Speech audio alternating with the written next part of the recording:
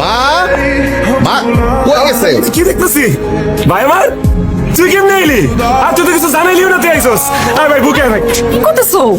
ভাইজান তো হলো গোসল করে নাই, গায়ের মধ্যে কাদা দেখতেছো? ভাইজান তুমি কেমন আছো? তুই খুব ভালো আছি ভাই। শোনা ভাই, তোর দেখে আমার আরো ভালো লাগতেছে। তুই তাড়াতাড়ি জামা কাপড় খুলে গোসল করে রেডি হ যা। আরে এই লতা, ওর লেগে এক গ্লাস শরবত বানিয়ে নিয়ে আমার বাড়িটা কত দূরের আইছে। এই যে নাও বাবা শরবত।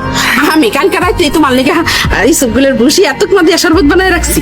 না তার মানে মা ওই মা, আপনারা কালকে থেকেই জানেন যে আমার ভাই আজকে বাড়িতে আইবো?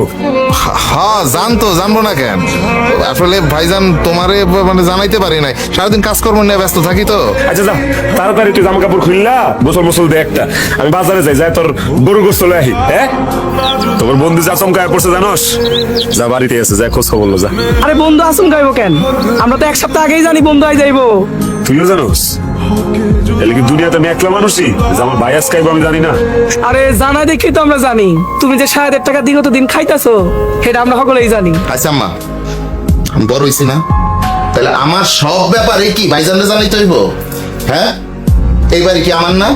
আমি কবে বাড়িতে আসবো না আসবো সেটা তো আমার ব্যাপার, সেটা মালিক তো আমি, সেটা ভাইজানরে কেন জানাইতে হইব? বাবা এরম করে কস কেন? রাশেদ তোর বড় ভাই না, একটু জানানোর দরকার ছিল। তাছাড়া আমি তো তোর মা, তুই তো আমারও জানাস নাই। এই আপনি কেমন কথা কইলেন? আপনার আবার আলাদা করে জানানোর কি আছে? আপনি কি মনে করে আব্বা?